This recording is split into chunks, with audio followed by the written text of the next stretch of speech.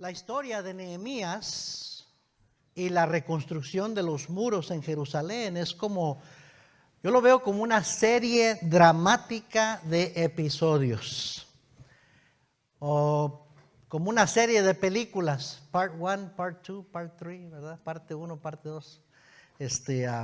A los fanáticos de Star Wars, ¿cuántos son fanáticos de Star Wars? Episodio 1, episodio 2, episodio 3, ¿verdad? O los de Harry Potter, no deberían andar viendo esas cosas, ¿verdad? En fin, tantas, ¿verdad? El Indiana Jones, a mí me gusta Indiana Jones, ¿verdad? Los Raiders of the Lost Ark, parte 1, parte 2, parte 3, parte 4, parte 5, lo hacen así para mantener el suspenso. Tiene continuación. Bueno, así pudiera contarse la historia de Nehemías, por partes y episodios.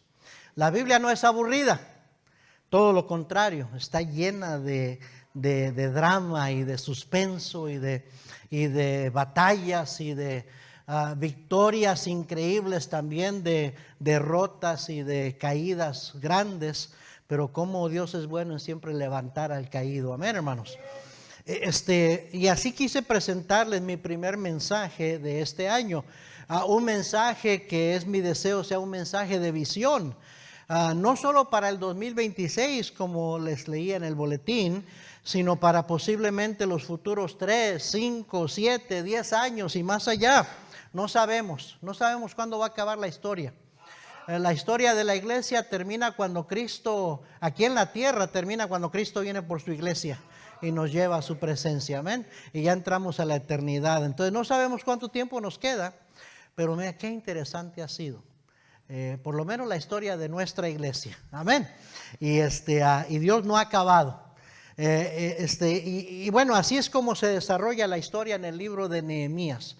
No sucedió todo en una semana, 2, 3, ni en meses, sino en años. Si usted lee todo el libro de Nehemías, es varios años ahí que pasan. Desde que Nehemías recibe las noticias y decide regresar a Jerusalén, ir a Jerusalén y edificar los muros, hasta cuando ya termina el libro y están otras situaciones, otras circunstancias con el pueblo de Israel que se ven ahí. Y ya han pasado para ese tiempo, ¿verdad? Por lo menos algunos 2, 3 años. No es algo rápido. Y pues la historia del pueblo de Israel la vemos comenzando con Abraham en el capítulo 11 de Génesis. Y todo el Antiguo Testamento, desde Génesis capítulo 11 hasta Malaquías capítulo 3, al último versículo, es la historia de Israel. Dios tratando con su pueblo de Israel. El énfasis de Dios es Israel. Y bueno, ya en Mateo, el Nuevo Testamento, es Cristo viniendo a su pueblo, pero a los suyos vino, los suyos no le conocieron, ¿verdad? Más a los que le recibieron y a los gentiles, muchos judíos sí creyeron, ¿verdad? Pero la nación de Israel como nación rechazó al Mesías. Pero dice la Biblia que entonces vino el evangelio a los gentiles y los que le recibimos nos dio potestad de ser hechos hijos de Dios. Y sigue la historia del pueblo de Dios, porque los que no éramos pueblo, ahora en Cristo somos pueblo. Y somos miembros de la familia de Dios. La historia del pueblo de Dios, desde Génesis hasta Apocalipsis, es increíble y muy interesante y nada de aburrida. Y ojalá que usted esté en la Biblia este año nuevo, leyéndola desde Génesis hasta Apocalipsis. Va a ser de bendición a su vida. Bueno, así es como se desarrolla la historia en el libro de Nehemías. Yo creo que si Nehemías fuera una serie creada en Hollywood, la primera parte abarcaría desde el capítulo 1 y versículo 1 al capítulo 2 y versículo 18, donde terminamos de leer. Creo que esa es la conclusión, o lo voy a presentar como la conclusión de la primera parte. En dramas le llaman eso el clímax, la culminación de la historia que se está llevando. Y yo lo diría que es solo de la primera parte, ¿verdad? Y voy a intentar asimilar la historia de Nehemías con la historia de nuestra iglesia. Desde que salimos de New Heights Baptist Church, que este fin de enero será 9 años, ¿lo puede creer? que para fines de este mes de enero ya van a ser 9 años que salimos enviados por New Heights Baptist Church aquí a este lugar. Bueno, con excepción del primer mes que estuvimos ahí en la Blue Water, un mes, y luego nos cambiamos aquí. Pero qué rápido se va el tiempo, ¿no? La historia de nuestra iglesia no comenzó con Nuevas Alturas, ya existíamos como el ministerio hispano de New Heights Baptist Church por 7 años. Y luego antes de eso 13 años como la iglesia bautista Betel. Así es que ya hemos recorrido un tiempo. Ya este año vamos a celebrar 29 años desde el inicio de nuestro ministerio. Y qué bueno ha sido el Señor. Y repito, ha sido todo menos aburrido. ¿Verdad? Entonces voy a tratar de asimilar la historia, estos primeros 2 capítulos de Nehemías con la historia de nuestra iglesia, estos últimos 9 años, ¿verdad? A ver cómo me va. Pero comenzando con el episodio número 1, se abre el telón, ¿verdad? Y lo que vemos es una escena de desolación, de ruina, de afrenta para el remanente que había quedado en Jerusalén desde la cautividad. Mire Nehemías 1, versículo 1 al 4. Palabras de Nehemías, hijo de Acalías. Ojalá que esté ahí en su Biblia, Nehemías. Palabras de Nehemías, hijo de Acalías. Aconteció en el mes de Quisleu, en el año 20, estando yo en Susa, capital del reino, que vino Anani, uno de mis hermanos, con algunos varones de Judá, y les pregunté por los judíos que habían escapado, que habían quedado de la cautividad, y por Jerusalén. Y me dijeron, el remanente, los que quedaron de la cautividad allí en la provincia, están en gran mal y afrenta, y el muro de Jerusalén derribado y sus puertas quemadas a fuego. Cuando oí estas palabras me senté y lloré. E hice duelo por algunos días, y ayuné y oré delante del Dios de los cielos.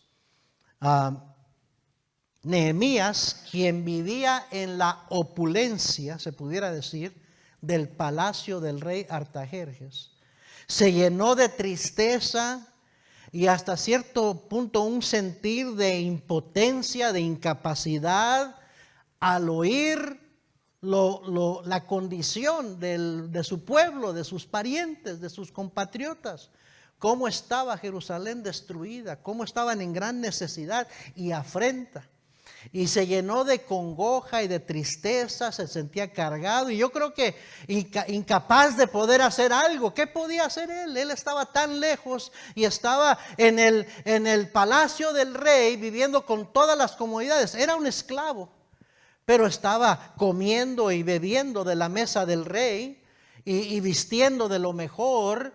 Y yo creo que hasta cierto punto tenía un sentido de culpabilidad. De decir, ¿cómo yo estoy aquí con tanta abundancia y mi nación, mi pueblo está sufriendo lo que está sufriendo? Entonces así comienza ese episodio, esta escena. ¿Qué podía hacer Nehemías? Bueno, termina diciendo el versículo 4 que empezó a ayunar y a orar delante del Dios de los cielos. Y hermanos, quizás uno a veces no puede hacer muchas cosas, pero hay un Dios en los cielos que nada es imposible para Él. Y Él sí puede hacer lo que nosotros no podemos hacer. Entonces hizo lo correcto, ¿verdad? Eso me lleva al episodio número 2. O una escena de oración y ayuno. Mire, ahí mismo capítulo 1, versículo 5 en adelante. Y dije, te ruego, oh Jehová, Dios de los cielos, fuerte, esa fue su oración, grande y temible, que guarda el pacto y la misericordia a los que le aman y guardan sus mandamientos. ¿Sabe? Alguien dijo, cuando hagas oración, comienza adorando a Dios. Comienza alabando a Dios. Comienza aclamando las virtudes, los atributos, el poder de Dios, las promesas que a Dios le encanta que su pueblo lo exalte y lo glorifique. Usted quiere pedirle algo, usted tiene una necesidad, pero ¿cuándo fue la última vez que usted simplemente habló con Dios para decirle, wow, Dios, qué tremendo eres? Gracias por ser mi Padre, gracias por todo lo que me das, Señor. Tú eres excelente, eres grande, eres maravilloso. Si usted fuera a ir a pedirle un favor a alguien, un favor importante, una necesidad grande, usted iba a buscar cómo prepararlo, cómo hablarle bonito, cómo ¿verdad? Exaltarlo un poco a él porque le va a pedir algo. Y a veces hay gente barbera que dice cosas que no son ciertas con tal por conveniencia personal. Pero la cosa es esta con Dios, nada se lo tiene que inventar porque Dios es todo lo bueno que hay. No está exagerando cuando usted glorifica y exalta a Dios, porque Él es todo eso y mucho más. Entonces Nehemías comienza alabando a Dios. Nunca se le olvide alabar a Dios. Por más triste que usted esté o ande de la patada, cuando es el día domingo, o en la mañana que se levante y va a abrir su Biblia, va a orar, usted alabe a Dios, glorifique a Dios, véngase a la iglesia a alabar a Dios. Y va a ver que en primer lugar eso le va a quitar el problema, la dificultad de su mente un poco y va a empezar a tener una actitud positiva, de esperanza, de confianza, en vez de una esperanza negativa, pesimista, que nomás ve lo negativo y lo grande del problema. Amén. Porque su Dios y mi Dios es más grande que nuestros problemas y nuestras necesidades. Entonces, sí estaba agüitado, sí estaba triste, sí estaba cargado. Pero antes de empezar a pedirle algo a Dios, glorificó a Dios, exaltó a Dios, alabó a Dios. Y eso es lo que hace el cristiano. Amén. Eso es lo que hace el cristiano, lo que debe hacer el cristiano. Versículo 6 dice: esté ahora atento tu oído y abiertos tus ojos, para oír la oración de tu siervo que hago ahora delante de ti día y noche por los hijos de Israel, tus siervos. Y confieso los pecados de los hijos de Israel que hemos cometido contra ti. Sí, yo y la casa de mi padre hemos pecado. Alguien también dijo: hey, antes de que le pidas algo a Dios, confiesa tus pecados. Ponte a cuentas con Dios, porque Dios ya lo sabe todo. A Él no lo engañamos. ¿Y con qué cara le vamos a pedir si hay cosas que no hemos arreglado con Él primero? ¿Sí o no? Versículo 7. En extremo nos hemos corrompido contra ti. Ahora, ¿era la culpa de Nehemías todo lo que le había pasado a Israel? No. Él había tomado todas las malas decisiones que tomó su pueblo antes de él, por lo cual llegaron a ser cautivos por 70 años en Babilonia. No. Pero él decía: es mi pueblo. Yo también soy pecador. Yo también tengo mis trapitos sucios. Yo también he hecho lo incorrecto. Yo también le he fallado a Dios. Yo también me he corrompido. Yo también tengo mucho que confesarle a mi Dios. Ese es el espíritu que vemos ahí. No es espíritu de: bueno, Señor, si en algo te ha fallado. Cállese. ¿Cómo que si en algo te ha fallado? Le has fallado a Dios. No necesitas pensarla. Esas personas que vienen a disculparse y esa es su manera de disculparse. No, bueno, hermano, pues si en algo le fallé, discúlpame. Eso no es una disculpa. ¿Cómo que si en algo le fallé? Te fallé, hermano, perdóname. Te fallé. Te insulté. Te ofendí. Hice una promesa que no cumplí. Amén. Y así se arreglan las cosas. Y así se arreglan las cosas, especialmente con Dios, que conoce todo, hermano. O sea, yo no entiendo cómo usted, como cualquiera aquí, podemos venir a la iglesia el domingo y salir sin haber confesado pecados. Como que si usted anda muy bien todo el tiempo. Se está engañando a usted mismo, porque todos los días le fallamos a Dios. Todos los días quedamos mal con Dios. Amén. Entonces confiesa y no lo hace como algo, pues perdona a mi pueblo. Pues en algunas cosas que te he fallado, no, en extremo nos hemos corrompido contra ti. Y no hemos guardado los mandamientos, estatutos y preceptos que diste a Moisés tu siervo. está confesando pecado, está reconociendo, estamos como estamos, no por culpa tuya, Dios, sino por muchas decisiones que hemos tomado a través de la vida.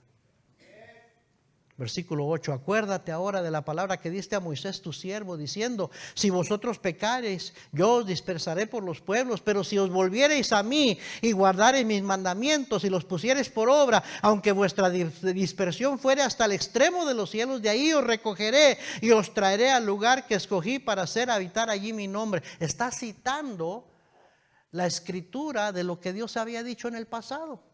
Está recordándole a Dios, aunque Dios se acuerda de todo, no necesitamos recordarle, pero a Dios le gusta que su pueblo se acuerde de sus promesas.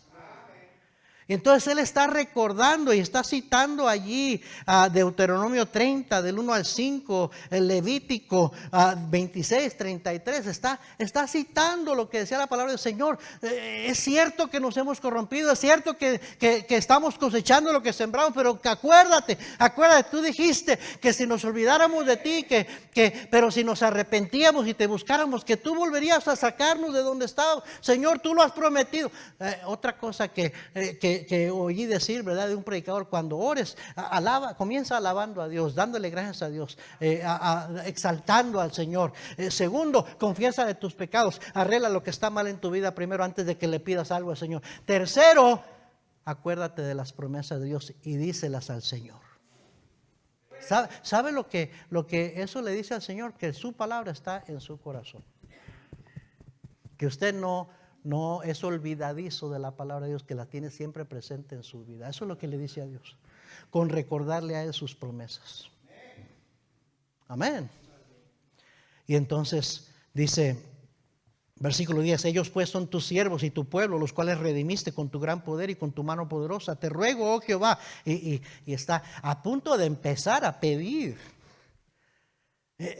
Hay gente que dice, ay, es que yo empiezo a orar y apenas pasan 2, 3 minutos, ya no sé qué hablar con Dios, ya no sé qué más pedir, qué más decir. Si empezaras alabando a Dios, si tomaras tiempo para confesar, ponerte a cuentas con Dios verdaderamente, y recordando lo que su palabra de Dios dice, mira, ahí se pasarían 10, 15, 20 minutos, 30 minutos fácil. Amén. Si te acordaras de pedir por las necesidades de otros antes de las tuyas, te ibas a dar cuenta que hay mucho por qué pedirle a Dios. Y entonces dice, te ruego, Jehová, esté ahora atento tu oído a la oración de tu siervo y a la oración de tus siervos, quienes desean reverenciar tu nombre. Ahí habla de motivos. Dios conoce nuestros motivos. ¿Se acuerda que Cristo dijo, si pidieres alguna cosa conforme a mi voluntad, conforme a la voluntad de Dios, mi Padre os lo dará? Esa es nuestra confianza, que si pedimos alguna cosa conforme a su voluntad, Él nos oye. Y si nos oye, tenemos las peticiones que le habíamos pedido. O sea, Dios conoce los motivos por los cuales nos pedimos. Si son motivos egoístas, mundanos, o si son egoístas porque queremos hacer la voluntad de Dios. Amén. Ay, algunos de ustedes ya están pensativos. Ojalá que sí. Debería nuestra oración, dice la Biblia, la oración eficaz del justo puede mucho. No dice la oración del justo puede mucho, porque todos somos justos, los que estamos en Cristo somos justificados. Pero no dice la oración del justo puede mucho, dice la oración eficaz del justo. Quiere decir que hay una oración eficaz y hay una oración ineficaz. La oración eficaz es aquella que sabe pedir, que sabe exaltar, que sabe confesar, que sabe adorar, que sabe cómo acercarse a Dios. Amén. Y de ahí depende tantas bendiciones que Dios quiere darnos. Debería ser algo que nos interesa y queremos aprender a hacer bien. ¿Se acuerdan los discípulos del Señor Jesucristo que se acercaron y le dijeron, Señor, enséñanos a orar? Enséñanos a orar, Señor. Querían aprender a orar. Orar es hablar con Dios. La oración eficaz puede mucho, logra mucho. Amén, hermanos. Bueno, concede ahora buen éxito a tu siervo y dale gracia delante de aquel varón, porque yo servía de copero al rey. Él sabía que no podía sin la ayuda de Dios. Estaba en una posición y con un rey pagano que no le interesaban en lo más mínimo las cosas de Dios. Entonces dijo, Señor, tienes que ser tú, Señor. Dame de tu gracia, dame de tu favor, para cuando yo hable con ese hombre, él se interese por ayudar a tu pueblo. Amén. Entonces es una escena de oración y ayuno. ¿Qué debe de hacer sin cesar el cristiano, hermano? Orar sin cesar. Pero especialmente cuando llegan las malas noticias, cuando llega la prueba, cuando llega la adversidad, hay que acordarnos que tenemos a un Dios en el cielo que mira nuestra condición y quiere ayudarnos.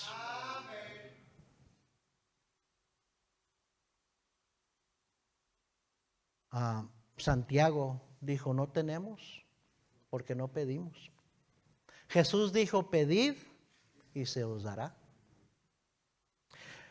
No importa lo desesperante de que esté una situación, hermanos, hay que recordar que hay un Dios en el cielo que tiene el poder para cambiar circunstancias y sobre todo para favorecer a sus hijos. No sabemos lo que traerá este año nuevo, pero sabemos quién es Dios y que Él está en control de todo. Hebreos 4, 15 al 16 dice, porque no tenemos un sumo sacerdote que no pueda compadecerse de nuestras debilidades. Por lo tanto dice, acerquémonos pues confiadamente al trono de la gracia para alcanzar misericordia y hallar gracia para el oportuno socorro. La oración debe ser lo primero que hace el cristiano. Porque si hay alguien que puede ayudarnos y socorrernos y darnos de su gracia es el Señor. Isaías 41:10 dice, no temas porque yo estoy contigo. No desmayes porque yo soy tu Dios que te esfuerzo. Siempre te ayudaré, siempre te sustentaré con la diestra de mi justicia. ¿Sabe que el cristiano puede clamar ese versículo para sí mismo? Porque si alguien está con nosotros, es el Espíritu Santo de Dios, es Dios que mora en nosotros y que dijo, nunca te desampararé ni te dejaré. Él es nuestro ayudador, no temeré lo que me pueda hacer el hombre, dice la Biblia. Pues cuando llegaron las malas noticias y la tristeza, y Nehemías sintió la carga por la necesidad de sus parientes y compatriotas, ¿qué hizo? Se puso a orar, pero no solamente a orar, se puso a ayunar. Yo les he estado hablando acerca del ayuno unos miércoles atrás. El ayuno tiene muchos beneficios físicos, de salud, pero lo más importante, tiene beneficios espirituales. Y por eso cada lunes, a partir del día de mañana, vamos a anunciar y a proclamar lunes o día de ayuno y oración. El tiempo que usted pueda hacerlo, pero le animo a que usted dedique un tiempo para orar y ayunar los lunes en la mañana o los lunes durante todo el día. Yo no sé, como Dios le dirija, como usted pueda hacerlo. Les hablé del ayuno intermitente, del ayuno con jugos, el ayuno de agua nada más. Todo tiene muchos beneficios. No le va a hacer daño. Aunque usted diga, ay, no me puedo dejar de comer porque empiezo a temblar. Eso es su adicción al azúcar y a la cafeína y a los carbohidratos y todo. Eso es lo que es. Eso es lo que es. No se va a morir, créamelo. Va a sentir un poquito de incomodidad y nada más en las primeras horas, el primer día. Le va a ayudar. Sobre todo le puede ayudar espiritualmente. Es curioso, hermanos, y no es casualidad que después de ayunar, porque no nada más oró, sino que ayunó, sintió Nehemías convicción de pecado y se puso a confesar. Para eso ayuda el ayuno, ¿sabe? Cuando uno se abstiene de alimentos y se concentra en la palabra de Dios, en oración, el Espíritu Santo te va a recordar aquellas cosas que no están bien en tu vida. Amén. Los médicos dicen que el ayuno ayuda a desintoxicarse físicamente. Él va a limpiar tu hígado, tus riñones, tu páncreas. Te va a renovar tu metabolismo si practicas este ayuno intermitente. Hasta te aclara los pensamientos. Todo eso los médicos lo dicen. Lee, ahí está la información. Pero sobre todo el ayuno te va a aclarar tu espíritu para que tú empieces a ver lo que no le agrada a Dios en tu vida. Y quizás por eso a algunos no les interesa ayunar, porque están bien a gusto así como están. Pero yo no sé usted, yo no estoy a gusto así como estoy. Entonces por eso voy a practicar el ayuno. He decidido, esa es una convicción, una decisión para este año, que voy a ayunar más. Y si usted se anima a hacerlo con nosotros, va a darse cuenta que un día no es suficiente. Que usted lo puede hacer más tiempo, usted lo puede hacer más seguido. Pero le animo a que por lo menos comience los lunes, cada lunes, que lo hagamos corporalmente como iglesia. ¿Cuántas oraciones Dios está listo para contestarnos? ¿Cuántas necesidades Él quiere mitigar? Pero Jesús dijo claramente, hay problemas, hay clases de problemas o necesidades que no es suficiente orar. Hay que añadir el ayuno también. Amén. En fin, eso comienza mañana. Pero no es casualidad que una vez que ayunó, después de ayunar sintió convicción de pecado y se puso a confesar. Y una vez que confesó, sintió la confianza para pedir la ayuda y la bendición de Dios. Es que si algo es un estorbo, un tropiezo que nos quita la fe, la confianza, las ganas de leer la Biblia, las ganas de orar, es el pecado, hermanos. El pecado es un estorbo en nuestra relación con Dios. Entonces hay que quitarle el pecado de en medio, para que entonces la línea de comunicación esté abierta con el Señor, para que nuestra fe se renueve, nuestra confianza se fortalezca en el Señor. Primero hay que tratar con lo que a Dios no le agrada. ¿Sí me está siguiendo, hermano? ¿Qué deseos tiene usted este año? ¿Qué necesidades tiene? ¿Qué metas? ¿Qué sueños? Comience con la oración y el ayuno. Verá cómo Dios empieza a obrar. Nada más Nehemías terminó de orar y Dios empieza a obrar de una manera que él ni se imaginaba. De donde menos piensas, ni como sabes, Dios va a empezar a obrar. Pero ¿estamos dispuestos a orar? Y arreglar lo que necesitamos arreglar con Dios. En fin, episodio número 3, capítulo 2, versículo 1. Recibe las malas noticias. Se pone triste, cargado, episodio 1. Episodio 2, se pone a orar y a ayunar y a confesar pecados y a rogarle a Dios que haga algo. Episodio 3, vemos una oportunidad, una puerta que Dios abre, que ni siquiera Nehemías se imaginaba.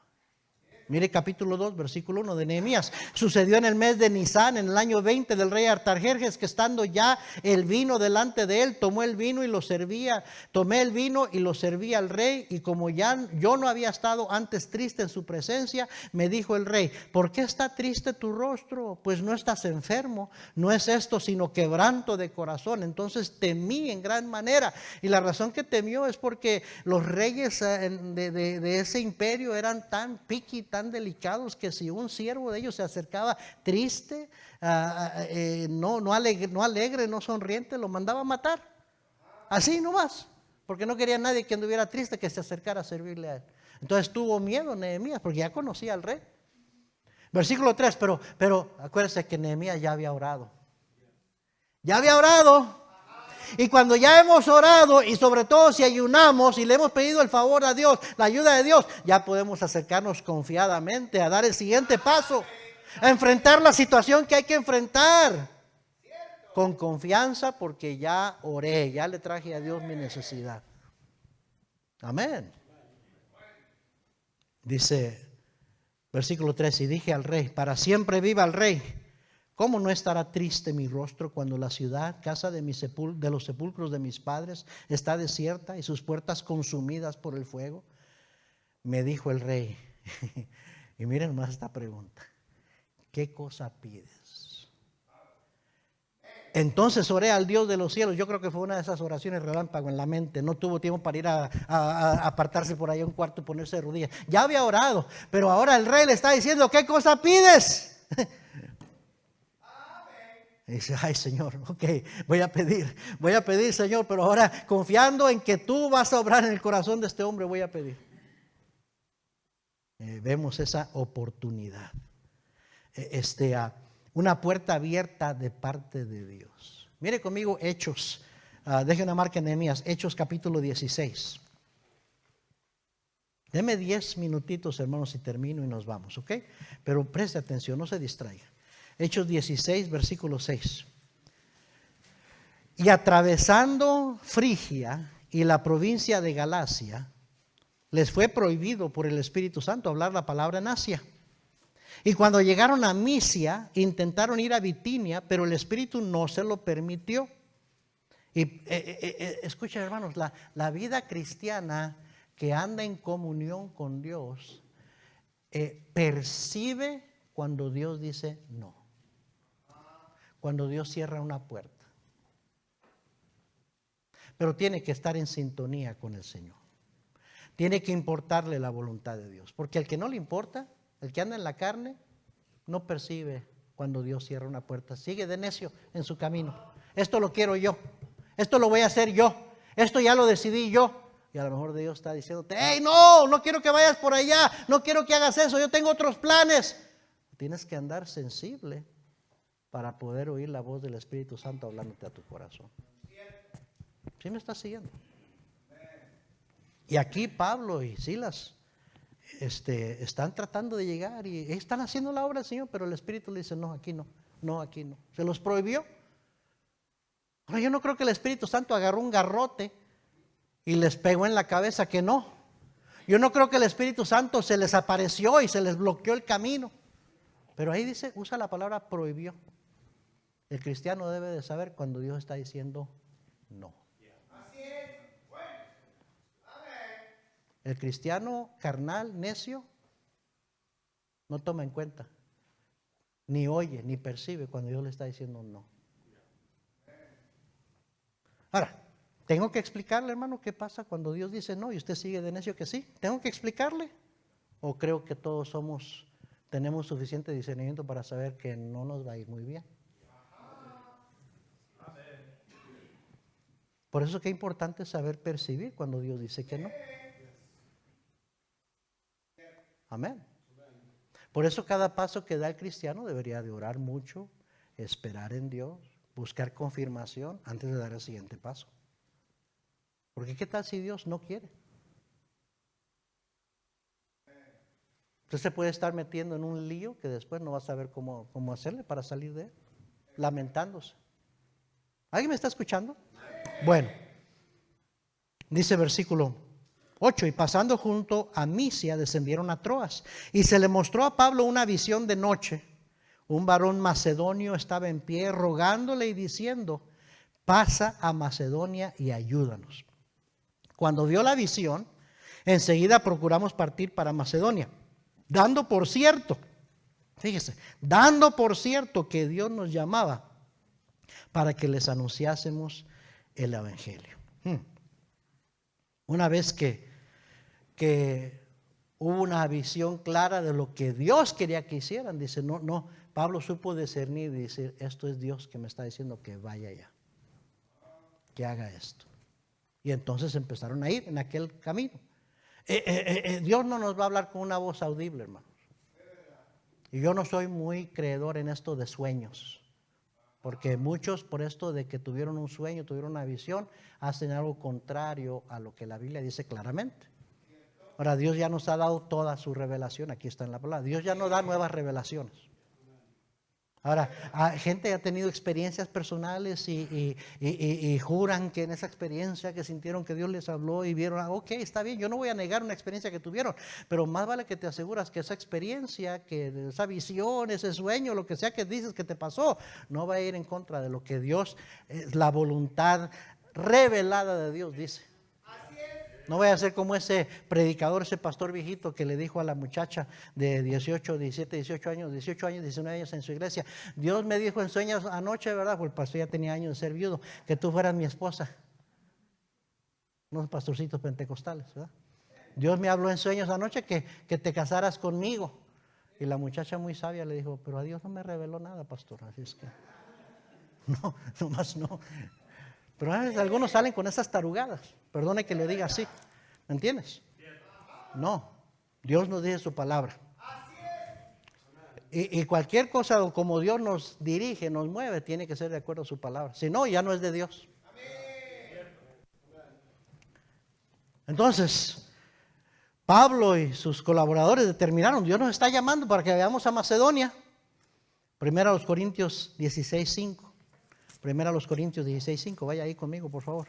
Primera a los Corintios 16:5. Ahora, Pablo está en el proceso de andar parando. Ya había comenzado otras iglesias y les escribe a los corintios y les habla de esa puerta que se le abrió, que Dios le estaba abriendo.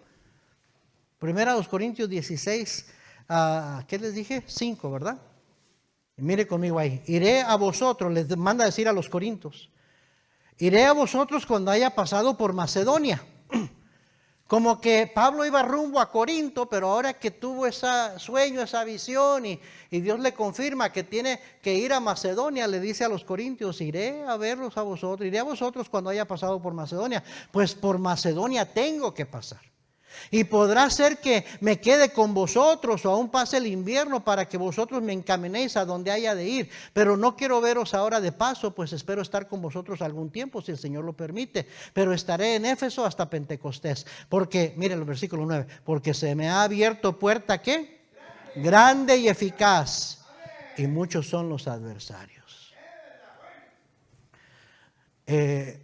Ahora, alguien dijo, siempre que Dios abre una puerta es porque Él proveerá lo necesario.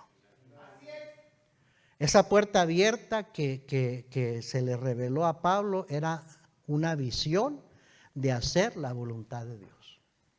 Y yo creo que hasta el día de hoy Dios sigue abriendo puertas. Lo único que tenemos que asegurarnos es que es Dios que está abriendo esa puerta. Y no soy yo en mi necedad, en mi terquedad. ¿Sí o no? O peor tantito, que no es el diablo que me está abriendo esa puerta, porque me quiere apartar de Dios. Pero una vez que determinamos, porque Dios confirma su voluntad.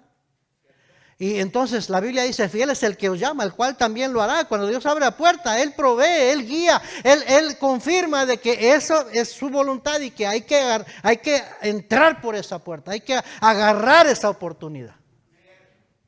Entonces le dice el rey a Nehemías, ¿qué pides? Y Nehemías ya había orado. Y por eso dice, esta puerta me la está abriendo Dios. Voy a entrar por ella. ¿Sí me está siguiendo? Episodio 4, se abre el telón nuevamente. Siguiente escena, vemos la providencia de Dios. Regrese a Nehemías capítulo 2, versículo 5. Y dije al rey, si le place al rey y tu siervo ha hallado gracia delante de ti, envíame a Judá. Empieza a pedirle, envíame a Judá, a la ciudad de los sepulcros de mis padres, y la reedificaré. Entonces el rey me dijo, y la reina estaba sentado junto a él, ¿cuánto durará tu viaje y cuándo volverás? Y agradó al rey enviarme después que yo le señalé el tiempo. El rey aceptó y lo dejó ir, pero no paró ahí. Ahí no para las cosas. Cuando Dios empieza a obrar, Dios hace la obra completa. Versículo 7, además dije al rey, si le place al rey, que se me den cartas para los gobernadores al otro lado del río, para que me franqueen el paso hasta que llegue a Judá. Tengo que pasar por inspección, tengo que pasar por aduana, necesito permisos, dame los permisos para que yo llegue bien a donde debo de ir. Y versículo 8, y carta para Asaf, guarda del bosque del rey, para que me dé madera para enmaderar las puertas del palacio de la casa y para el muro de la ciudad y la casa en que yo estaré. Y yo dije esto hace una semana atrás, cuando Dios, hermano, cuando tú haces la voluntad de Dios y tú te envuelves en la obra de Dios, Dios no más va a suplir lo que necesitas para la obra de Dios, va a suplir para tus necesidades, para lo que tú quieres también. Siempre y cuando busquemos primeramente el reino de su justicia, Él se encargará de añadir todas estas cosas. Esa es la promesa de Dios. Nehemías estaba preocupado por el muro, por las puertas de la ciudad, la madera que necesitaría. Dice, y dame para la casa de Dios, dame todo esto para las puertas, para los muros, y dame también para mi casa. Y ¿sabe qué? Dios también le dio para su propia casa. Y dice, y me lo concedió el rey. Pero ahí no se termina lo que dice Nehemías. Dice, según la benéfica mano de mi Dios sobre mí. Hermano, dice la Biblia, toda buena dádiva y todo don perfecto desciende de lo alto, del Padre de las luces, en el cual no hay mudanza ni sombra de variación. Hay que recordar de dónde viene la bendición. ¿Quién es el que está obrando detrás de todo? No es la persona esa, no es el empresario ese, no es aquel que me está haciendo el favor o el que me mandó ese dinero o el que me ayudó con esto. Es Dios que puso en su corazón que me bendijera. Porque yo le oré a Dios. Y Dios está contestando la oración. Y el que hay que darle la gloria es a Dios. ¿Sí me está siguiendo? Hay que reconocer de dónde viene toda buena dádiva y todo don perfecto. Dios aquí lo vemos dirigiendo y moviendo circunstancias y hasta el corazón de un rey pagano, todo para que se hiciera su voluntad y para favorecer y ayudar a su pueblo que estaba despojado, que estaba en gran necesidad. Escuche bien, hermano, nada en la vida de un cristiano sucede por accidente o por casualidad. Mire conmigo Romanos 8:26, por favor. Ya estoy terminando. Romanos 8:26. Romanos 8:26. De igual manera, dice, y de igual manera, el Espíritu nos ayuda en nuestra debilidad. Pues ¿qué hemos de pedir como conviene? No lo sabemos, pero el Espíritu mismo intercede por nosotros con gemidos indecibles. Qué bueno saber que el Espíritu Santo es mi ayudador en la oración. Él intercede, Él habla por mí a la presencia de Dios. Versículo 27, mas el que escudriña los corazones sabe cuál es la intención del Espíritu, porque conforme a la voluntad de Dios intercede por los santos. Versículo 28, el famoso versículo 28, y sabemos que a los que aman a Dios todas las cosas les ayudan a bien. Esto es a los que conforme a su propósito son llamados. Pero nada más quise leer el versículo 26 y 27 para recordarnos, hermanos, que sí, la promesa es que todas las cosas ayudan de bien, pero aquellos que aman a Dios, ¿y saben lo que hacen los que aman a Dios? Oran a Dios y se dejan dirigir por el Espíritu Santo de Dios. Por eso cuando ya viene la situación, la circunstancia, la necesidad, la petición, entonces Dios promete que todas las cosas Él las va a ordenar, las va a ayudar, nos va a hacer para que nos ayude, para nuestro bien. Y dice ahí, esto es a los que conforme a su propósito son llamados. Yo nada más tengo que preocuparme de que estoy viviendo de acuerdo a sus propósitos, que estoy poniendo el reino de Dios y su justicia primero, que mi corazón es para hacer la voluntad de Dios. Y Dios se encarga de que todas las cosas me van a ayudar a bien. Versículo 29, porque a los que antes conoció también los predestinó para que fuesen hechos conformes a la imagen de su Hijo, para que Él sea el primogénito entre muchos hermanos. Y a los que predestinó, a esos también llamó, y a los que llamó, a esos también justificó, y a los que justificó, a esos también glorificó. Mire, ¿sabe lo que estamos viendo ahí? La providencia de Dios, hermanos. Desde antes de que tú nacieras, Él ya te conocía. Él sabía el día que ibas a ser salvo y arregló las circunstancias para que llegaras al lugar donde ibas a recibir a Cristo.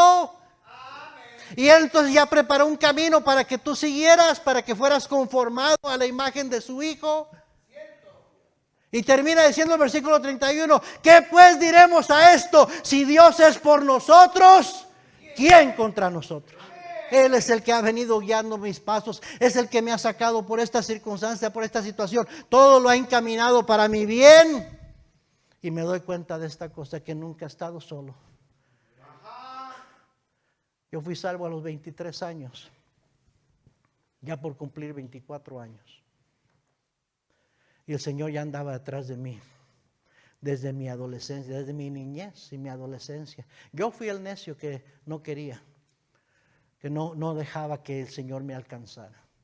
Pero bendito el día que finalmente llegué a la iglesia y me alcanzó la palabra de Dios y me trajo convicción y acepté a Cristo como mi Salvador.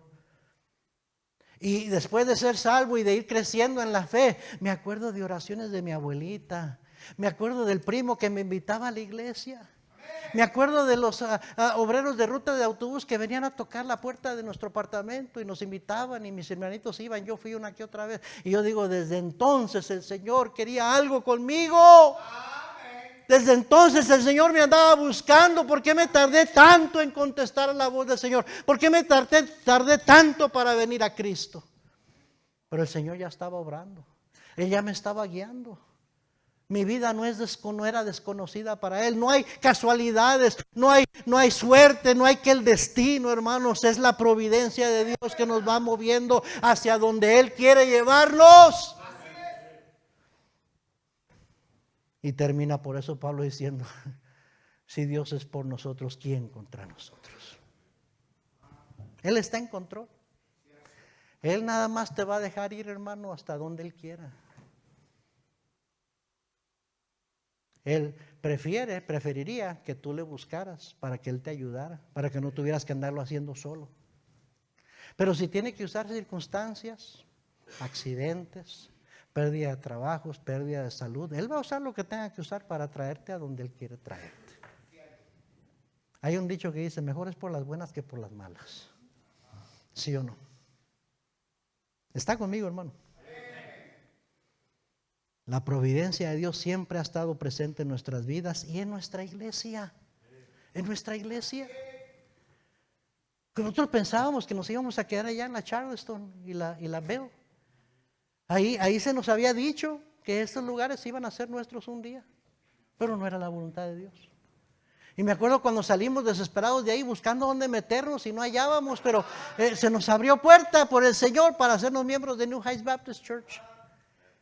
Y yo resistí un poco, pero finalmente dije, bueno, es evidente que el Señor nos está llevando aquí, vamos a hacer esto, vamos a dar ese paso, vamos a unirnos. Dejamos de ser la Iglesia Bautista Betel, disolvimos la obra, dejamos la escuela cristiana. No fue fácil, hermanos, pero nos unimos a New Heights Baptist Church y el Señor empezó a abrir otras puertas y a bendecir de otra manera. Y la iglesia, ¿verdad? Nuevas familias se añadieron, otro ministerio, otras cosas. Y cuando fue tiempo, otra vez nos encontramos en que, ok, ya aquí ya no podemos estar. No era lo que esperábamos. Yo pensaba que íbamos a quedarnos ahí para siempre, pero Dios tenía otros planes.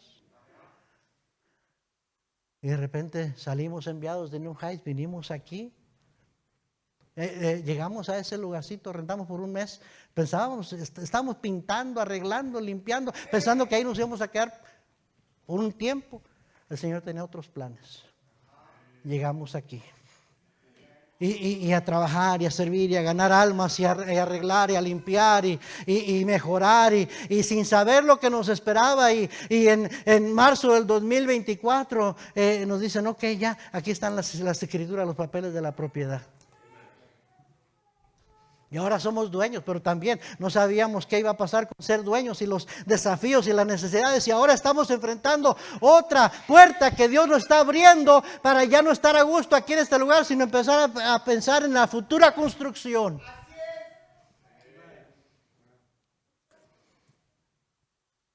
La providencia de Dios obrando. A veces las cosas que parecen ser malas, Dios las usa para nuestro bien. ¿Sí o no? A lo mejor usted llegó aquí a Estados Unidos y no sabía por qué llegamos aquí, qué estamos haciendo aquí, no me ubico, no me hallo, qué quiere Dios hacer conmigo, pero usted se va a dar cuenta que Dios tenía un propósito y que todo Dios lo estaba trabajando para su bien. Porque Dios no se equivoca, porque nuestra mano está en manos de un Dios todopoderoso que todo lo sabe. ¿Sí o no?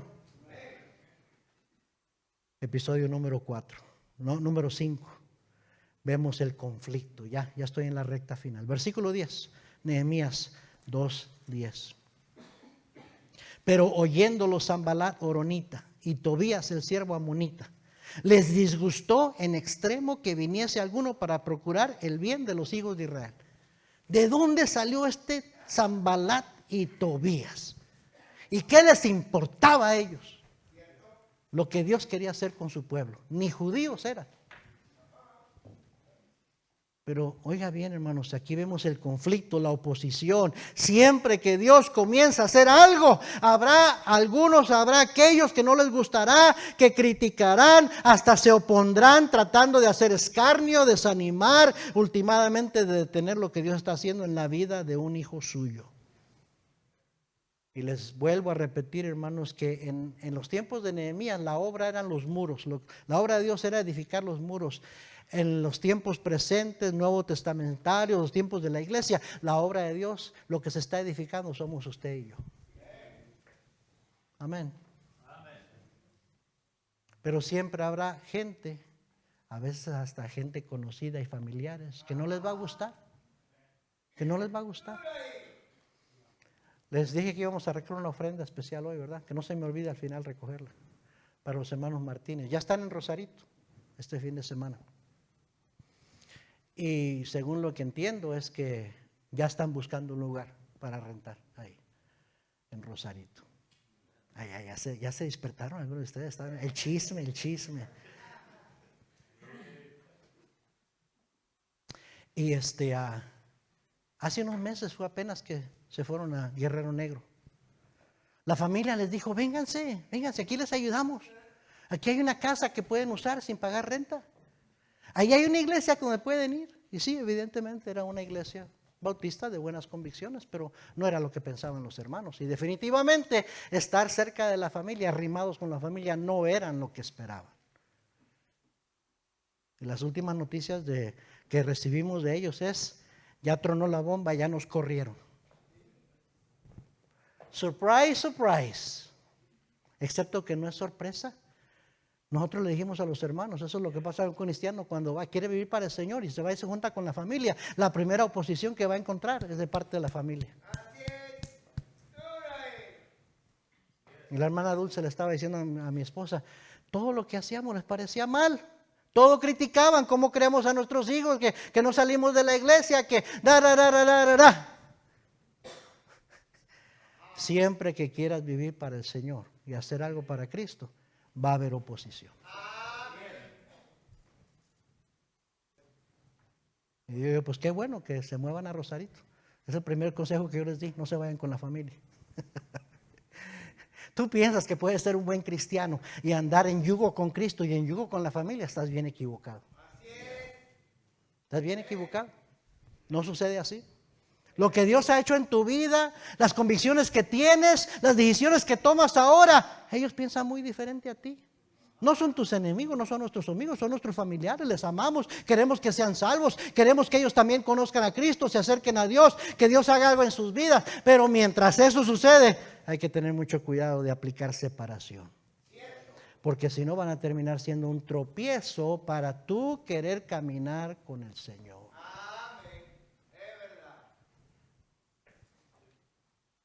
Amén, así es. Cristo dijo, si a mí me aborrecieron, a ti te van a aborrecer. Sus propios familiares, parientes, le dijeron a Cristo que no creían en Él. Tuvo que salir de ahí, no pudo hacer mucho ahí por la incredulidad de la gente con la que creció. Y por eso Él dijo, nadie es profeta en su propia tierra. Está bien, hermano, que quieras hablarles de Cristo, está bien que vayas a visitarlos, ora por ellos, ayúdales si puedes ayudarles, háblales de Cristo. Pero tú y tu familia van en una dirección muy diferente. Si estás queriendo vivir para el Señor, muy diferente a la dirección que ellos llevan. Y no son compatibles. Y se van a oponer, y te van a juzgar, y te van a criticar, y si es posible, te van a sonsacar de que vivas para el Señor. Amén. Siempre que Dios quiera hacer algo, va a haber oposición. Este año será un año de estudiar y comprender la importancia de que la obra de Dios sea edificada. Y recuerde, la obra de Dios es usted y soy yo. Otra lección que aprendemos de este conflicto es que siempre que un cristiano decide hacer algo por el Señor, consagrarse más, activarse y servir, dar más, sea lo que sea, habrá oposición. Pero recuerde, si Dios es por nosotros, ¿quién contra nosotros? Recuerde, fiel es el que os llama, el cual también lo hará. Episodio 6, capítulo 2. Versículo 11 al 18, que ya lo leímos, dice que llegó a Jerusalén, se abre el telón y ya vemos a Nehemías cabalgando y unos pocos varones con él y empiezan a ver la condición de la ciudad y le empieza a declarar Nehemías a esos hombres lo que Dios había puesto en su corazón que hiciese de reedificar los muros. Y ven el trabajar que hay, ven lo imposible que es la tarea, lo grande que es la tarea, lo poquitos que son ellos, ¿cómo le vamos a hacer?